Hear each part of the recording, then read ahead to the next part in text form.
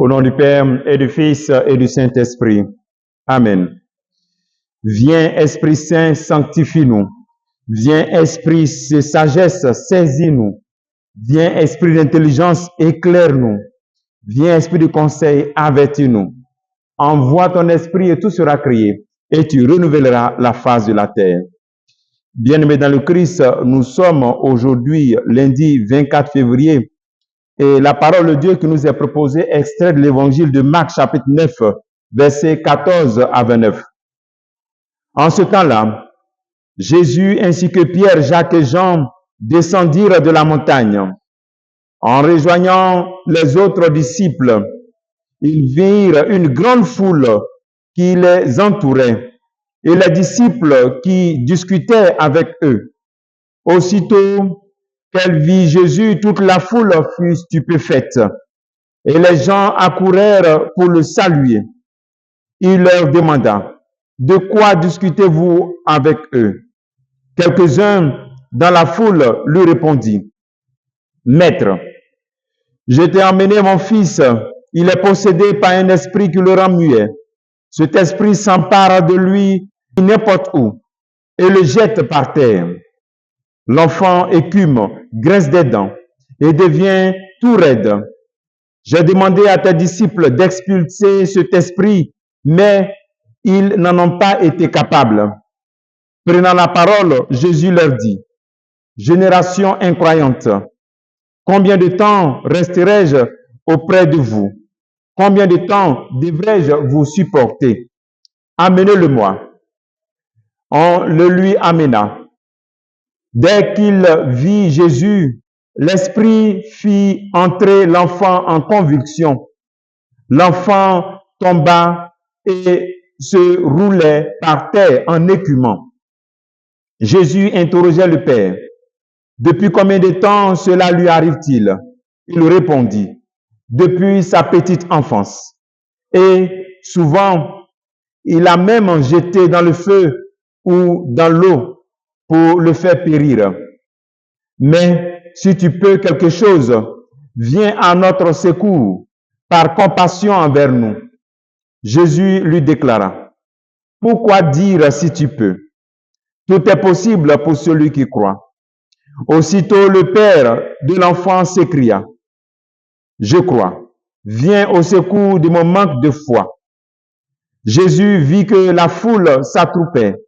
Il menaça l'esprit impur en lui disant, « Esprit qui rend muet et sourd, je te l'ordonne, sors de cet enfant et n'y entre plus jamais. » Ayant poussé des cris et provoqué des convulsions, l'esprit sortit. L'enfant devient comme un cadavre, de sorte que tout le monde disait, « Il est mort. » Mais Jésus, le saisissant la main, le releva, et il se mit debout. Quand Jésus fut entré à la maison, ses disciples l'interrogèrent en particulier.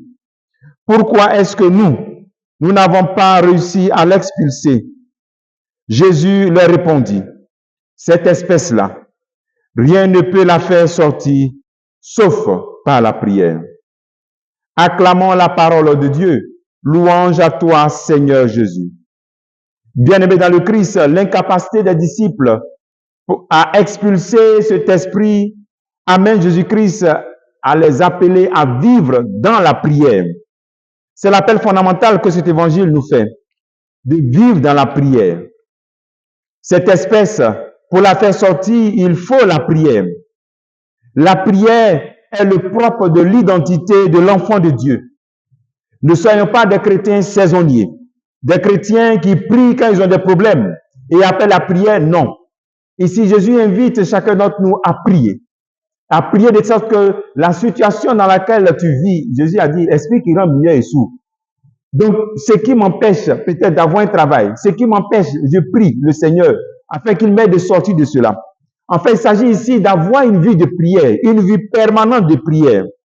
Souvent, nous tombons dans le péché de prier quand nous sommes dans les situations difficiles. Mais quand la solution arrive, on relâche. On connaît beaucoup de jeunes qui priaient, qui allaient à l'église, qui cherchaient du travail. Et quand ils ont eu du travail, même le dimanche, ils n'ont pas le temps pour aller à l'église.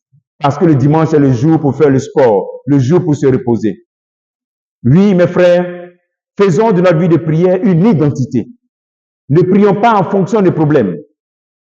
Quelle identité de prière tu as? L'Eucharistie, est-ce que l'Eucharistie est un style de prière pour toi? Quelle est ta prière? Souvent, notre vie de prière dépend des autres personnes. Je prie chez celui-ci parce qu'il fait tel miracle. Je prie avec celui-ci parce qu'il fait cela. Mais toi-même, quelle est ton identité?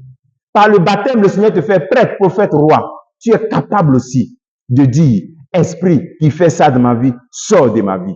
Accueille la parole de Dieu et fais de ta vie une vie de prière. Et tu verras que tu es capable de réaliser des choses plus grandes. Le Christ qui te rend capable. Comme travail que tu pourras faire aujourd'hui, offre comme cet enfant ta vie au Seigneur et restaure ta vie de prière. Cherche à te poser cette question. Quelle est mon identité de vie de prière? Quelle est mon identité de chrétien en tant que chrétien qui prie? Par quoi on peut m'identifier? Par la prière. Par quoi? Que Dieu te bénisse au nom du Père et du Fils et du Saint-Esprit. Amen.